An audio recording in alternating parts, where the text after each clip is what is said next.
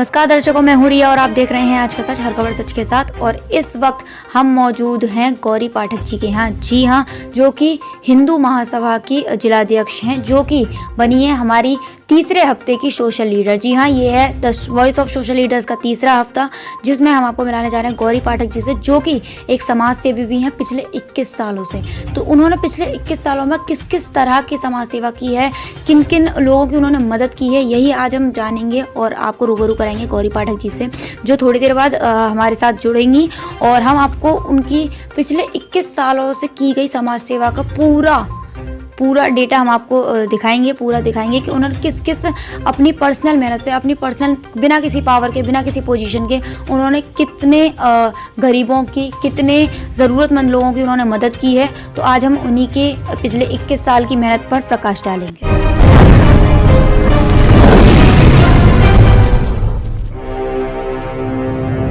मैं आपका बहुत बहुत स्वागत है हमारे चैनल में। तो सबसे पहले हम यही जानना चाहेंगे कि जब भी समाज हित की बात आती है तो लोग पीछे हट जाते हैं, लेकिन आपके अंदर ये विचारधारा कैसे आई कि मुझे समाज सेवा ही करनी है, और आपके नाम के साथ ये समाज सेवी कैसे जुड़ा?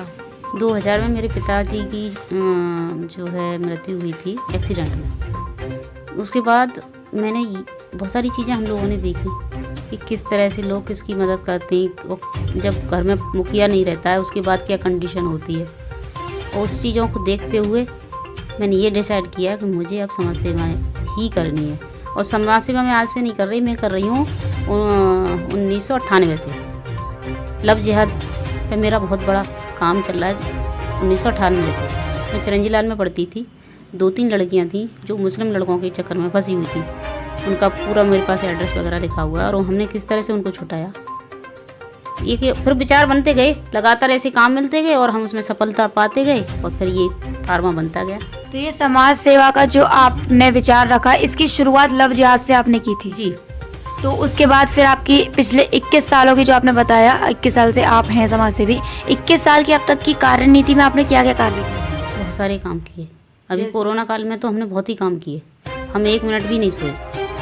कोरोना काल में आपने किस किस तरह से लोगों की मदद की? जिनकी बच्चे बाहर रह रहे हैं, जो माता पिता असहाय हैं और बीमार हैं, तो कॉलोनी वाले भी एक दूसरे की मदद के लिए नहीं आ रहे थे उस टाइम पर। बीच में ऐसी कंडीशन हो गई कि जो लोग ख़त्म हो रहे हैं, अपना सगा ख़त्म हो रहा है, तो बॉडी को हाथ नहीं लगा रहे। तो हम लोगों ने खुद, मैंने अपने हस्बैंड को ले जाके और खुद जाके बॉडी यहाँ लगवाई थी। जैसे मैम आप महासभा, हिंदू महासभा की अध्यक्ष हैं, जिलाध्यक्ष, तो उसमें आप कब जुड़ी? उसमें मुझे हो गए कई साल हो गए, उसमें भी जुड़े हुए कम से कम 6-7 साल हो गए इसमें जुड़े हुए। उससे जुड़ने से पहले और उसके जुड़ने के बाद आपको कितना सपोर्ट मिला है? काफ़ी अच्छा, क्योंकि वो भी एक क्रांतिकारियों का संगठन है, जो ठान लेता है वो करके रहता है। करंट में किस मुद्दे पर आपका कार्य चल रहा है कि आप एक समाज सेवी के रूप में उस पर कार्य कर रहे हैं? करंट में महिलाओं को लेके है मेरा काम। जो घरेलू हिंसा की शिकार महिलाएं, उनके साथ क्या होता है, अगर पति दूसरी बीवी के साथ भाग जाता है तो उसके सास उसको टॉर्चर कर रहे हैं, और वैसे कहीं और उसको छोड़ देता है तब भी उसको समाज नहीं देख पा रहा है।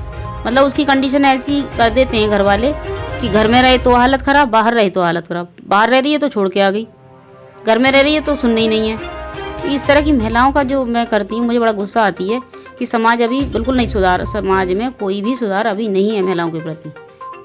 तो मैम, जैसे कि आप समाज सेवा करती हैं, तो हाँ, आपकी गिनती भी एक नॉर्मल लोगों में की जा सकती है, लेकिन उसके बावजूद कहते हैं कि पुलिस प्रशासन हुआ या कोई भी प्रशासन है, वो सुनवाई नहीं करता है। लेकिन उस सुनवाई के बावजूद आप जो लोगों की मदद करती हैं, उनको उनका हक दिलाती हैं, उनके बीच में रहकर उनकी सहायता करती हैं, तो इस कार्य में कितनी मुश्किलों का आपको सामना करना पड़ा और कैसे कैसे आपने मोड़ देखे?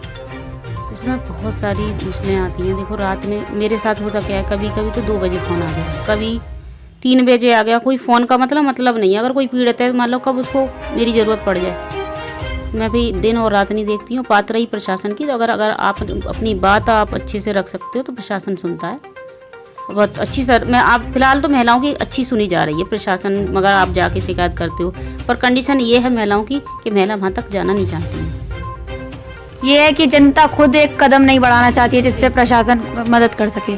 तो मैम, अभी तक आपने, जैसे आपने बोला महिलाओं के ऊपर आप ज़्यादा ध्यान देती हैं, तो महिलाओं के अब तक आपने कितने केस पर कार्य किया? कम से कम 150 महिलाओं के हमने परिवार, वो जो है घर बसा चुके हैं हम उनको। अपना अभी बिना प्रशासन के आधे प्रशासन की मदद की, आधे अपनी मदद। कोशिश ये रहती है कि हम प्रशासन को बीच में ना लें, वहाँ तक फिर बात बिगड़ जाती है। तो जैसे कि ये तो हो गया अभी महिलाओं को लेके, इससे हटके आपने और कौन कौन से कार्य किए? मैं गिनती नहीं करती अपने काम की। फिर अब तक के कार्य में सबसे मुश्किल आपको कौन सा लगा, जिसमें आपको बहुत ज़्यादा कठिनाई आई हो कि शायद उस वक्त आपने सोचा कि समाज सेवा में गलत मैंने एंट्री ले ली, आप उस वक्त ऐसा एक मोड़ आया हो जिस वक्त आपने अपनी हिम्मत को एकदम टाटा बाय बाय बोल दिया हो? नहीं, अभी इस तरह का कोई केस आपने देखा हो? इस तरह के केस तो लगा हर उसमें ही आते हैं लगभग। अभी हमारी पानी को लेके स्टार्टिंग हुई थी हमारी 2015 से, तो हमने अनशन स्टार्टिंग में हमने अनशन किया था। अनशन हम जब जानते नहीं थे अनशन होता क्या है, उसके बारे में हमें कुछ जानकारी नहीं थी। थोड़े घरेलू थे, बहू नई थे, निकले तो ससुर जी ने बोला अरे तुम ऐसे कर रही हो, घर से निकाल देंगे, तुम्हारा को लेना देना नहीं है। तो अरे यार हमने गलत कर दिया, ज़्यादा बड़ा कदम। फिर हमने सोचा था, ये नहीं कहा, फिर हमने कह दिया हमने जो कर दिया आप हमें निकाल देना। तो और हमने आपकी कॉलोनी को भी देखा है, काफ़ी साफ़ सुथरी हरियाली है। तो इसके पीछे भी हमने यहाँ के लोगों से, तो हमारे संज्ञान में है, लोगों से जानकारी ली, तो उन्होंने भी आप ही का नाम लिया कि ये जो पेड़ पौधे वगैरह लगे हैं ये आप ही की बदौलत हैं। तो इसके बारे में भी आपसे जानना चाहेंगे, क्योंकि ये भी एक तरह की समाज सेवा ही है। नहीं, हमारे कॉलोनी वाले सभी लोग बहुत अच्छे हैं, एक दूसरे का हम समर्थन करते हैं और सब मेरे साथ खड़े रहते हैं। सबसे अच्छी बात यह है कॉलोनी मेरे साथ खड़ी रहती है, मैं कॉलोनी के साथ हूँ, तो कॉलोनी भी मुझे बहुत प्रेम करते हैं, सभी लोग सभी बहुत अच्छे हैं। तो मैम हम जानना चाहेंगे, ये तो आपकी अब तक की कार्यनीति थी, आगे आप किस पर ज़्यादा ध्यान देना चाहेंगे? कौन सी आपको ऐसी परेशानियां हैं जो लगती हैं कि समाज में बहुत ज़्यादा है और मुझे इसको ख़त्म करना है या कर सकती है? समाज में सबसे ज़्यादा परेशानी महिलाओं को लेके ही है। आपका सबसे ज़्यादा ध्यान महिलाओं और बच्चियों पर ही है मेरा। जैसे कि आपने बताया कि आपने सबसे पहले लव जिहाद से शुरुआत की थी, तो मुझे नहीं लगता कि उस वक्त लव जिहाद का नामो निशान भी था। हाँ, हम जानते भी नहीं थे लव जिहाद होता क्या। ये जानते थे कि हिंदू लड़की मुस्लिम से शादी नहीं करनी चाहिए, अगर हमें ऐसी कहीं लड़की मिलेगी तो हम ये चीज़ रोक देंगे।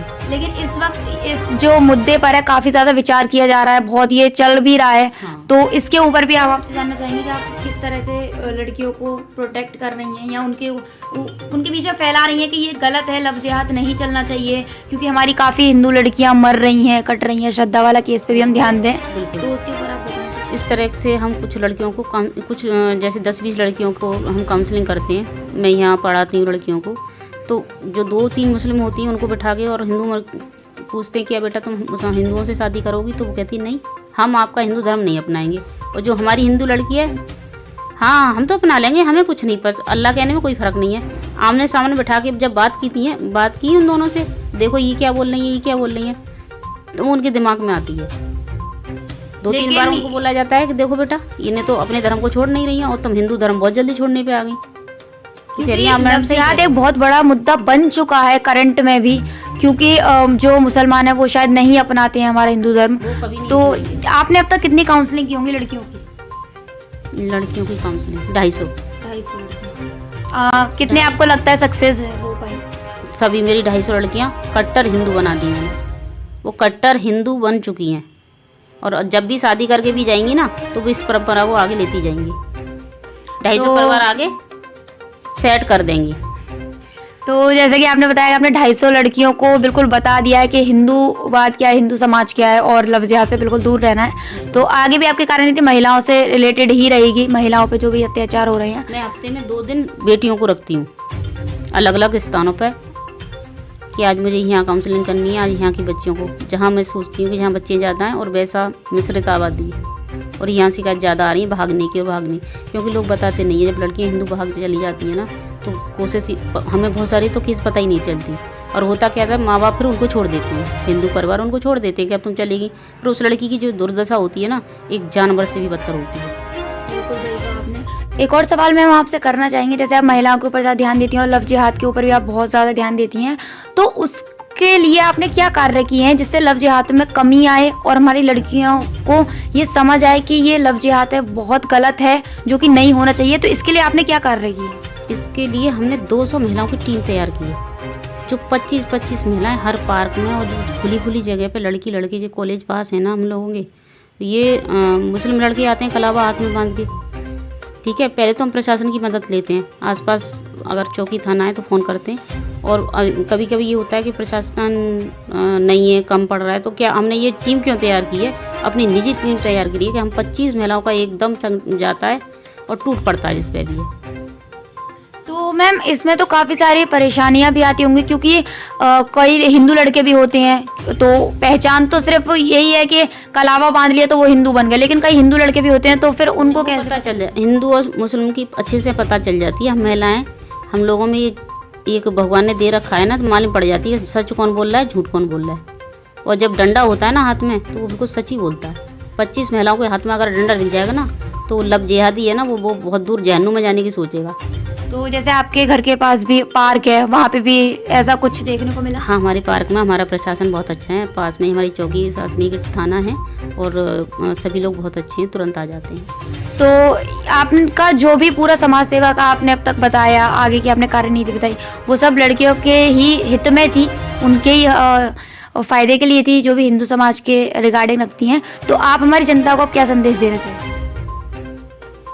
मैं आपकी जनता को ही संदेश दूँगा, क्योंकि अब तो योगी जी हमारे नंबर ले आए हैं, कितनी बढ़िया उन्होंने सुविधाएं कर दी हैं। 1090-181 और 18 अब बहुत सारी ये नंबर हैं महिला हेल्पलाइन के। ये आप यहाँ आपके नाम गुप्त रखे जाते हैं, आप इन पर शिकायत कर सकते हो। और आप अपने थ्रू क्या संदेश देना चाहेंगी जनहित में, जो भी दर्जा कमा रहे आपको देख रहे हैं, समाज सेवा के थ्रू जो भी आप कार्य कर रही हैं? मैं सभी को ये संदेश देना चाह रही हूँ, बिंदास होकर काम करें, फल की इच्छा ना करें कि हमें ये फल मिलेगा या ना मिलेगा। ठीक है, हम समाज में हीरो बनेंगे नहीं, हमें ये काम करना है तो करना है। आपके आसपास अगर कोई परेशान है तो आप उसकी मदद जरूर करें। बहुत बहुत धन्यवाद मैम। तो जैसा कि आप लोगों ने देखा, गौरी जी ने इतना अच्छा संदेश दिया कि फल की चिंता किए बगैर आप अगर कार्य करते हैं तो आपका नाम भले ना कोई ले, भले कोई न जानता हो कि आप कौन है, लेकिन उस कार्य को करके आपको जो खुशी मिलती है, उस खुशी का अलग ही एहसास होता है। ये बिल्कुल सही बात है जो गौरी जी ने बताई है मैम ने। और लव जिहाद को लेके भी इन्होंने बहुत कुछ समझाया, बहुत कुछ बताया कि एक उस उम्र से इन्होंने एक शुरुआत की थी समाज सेवा की, जिस वक्त लव जिहाद का शायद मतलब भी किसी को ना पता हो, या खुद को भी इन्हें ना पता हो कि लव जिहाद होता क्या है। बस एक लाइन पता थी कि हिंदू लड़कियां मुसलमान लड़कों से शादी नहीं कर सकती हैं। उस वक्त से अपने और अपने पिता की मृत्यु के बाद से उन्होंने जो बदलाव अपनी जिंदगी में देखे, अपने चारों तरफ देखे, अपनी फैमिली में देखे, उसके बाद से जो उन्होंने एक निर्णय लिया, अपनी शादी के बाद भी अपने बदलाव देखे कि ससुर रोक रहे हैं, फैमिली नहीं अलाउ कर रही है एक कोई भी समाज का कार्य करने से, बाहर निकलने से, उन सबको साइड में रखते हुए भी उन्होंने समाज हित में बहुत कार्य किए। पिछले 21 सालों से उन्होंने महिलाओं के ऊपर होने वाले कई अत्याचारों में भी उन्होंने इन्वॉल्व हुई, उनको सॉल्व कराया, काफ़ी कार्य किए। तो ये एक लीडर ही कर सकता है, जो कि हमने आज आपको तीसरे लीडर से मिलवाया, गौरी पाठक जी से। ये एक अलग ही रो है जब इंसान जनता के बीच में रह के उनके हित का कार्य करता है। तो ये हमारी थर्ड पर्सन थी। आगे भी हम इनको आपको मिलवाते रहेंगे हमारे अगले लीडर से। तब तक के लिए देखते रहिए कैमरामैन राज के साथ न्यूज़ रिपोर्टर रिया ठाकुर, आज का सच।